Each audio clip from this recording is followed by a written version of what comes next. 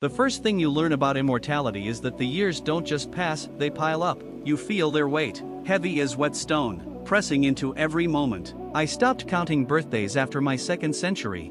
I don't remember how it happened. One morning, when I was still a young man in the late 1800s, I woke with the knowledge that I would never die. It wasn't a dream, nor a prophecy, it was a certainty that grew stronger with each year I didn't age. At first, it was a gift. Wars ended, and I walked away without scars. Lovers grew old in my arms and left this world while I stayed behind. Empires rose, collapsed, and were forgotten.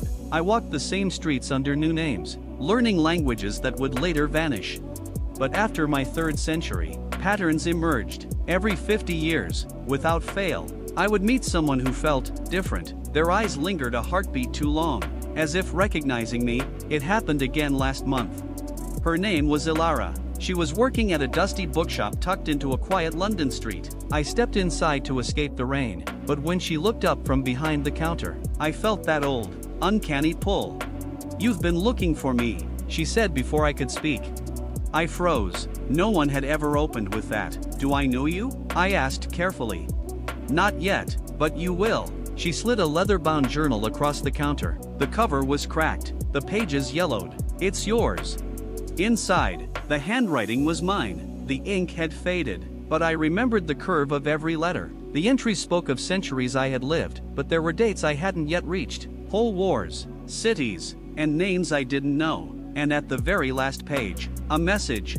"When you meet her, it ends."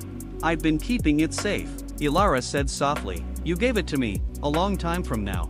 I felt the ground tilt beneath me. If the journal was telling the truth, my future self had met her centuries ahead and sent the book back. But why?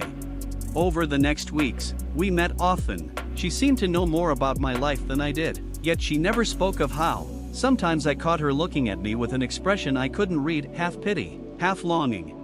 One evening, she asked me to walk with her to the Thames. The city was quiet, and the water reflected the street lamps like scattered coins.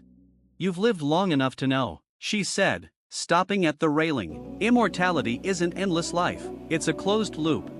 I frowned. "What do you mean?" She reached into her coat and pulled out a dagger I recognized instantly. I had seen it before, in the journal's earlier pages. It was the blade that had killed kings, ended betrayals, and in one cryptic entry, freed me.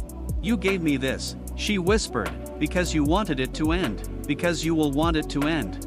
The realization hit like cold iron. I hadn't been living forever, I had been circling the same centuries over and over. Memories wiping clean at the start, leaving only the faint sense of déjà vu. And she was the constant.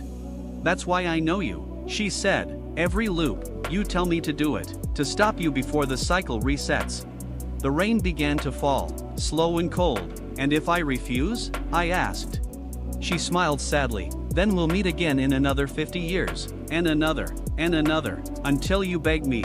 I looked at her, at the dagger, at the endless dark river. I thought about all the centuries I had lived, and all the ones I didn't remember. And somewhere deep inside, a memory stirred, her face, the dagger, the same night repeated countless times. "Do it," I said. Her eyes shone, but she didn't hesitate. The world went black, and I woke in a small bed in the late 1800s, heart racing, with the certainty that I would never die. And outside, somewhere in the waking city, a girl named Ilara was waiting for me to find her again.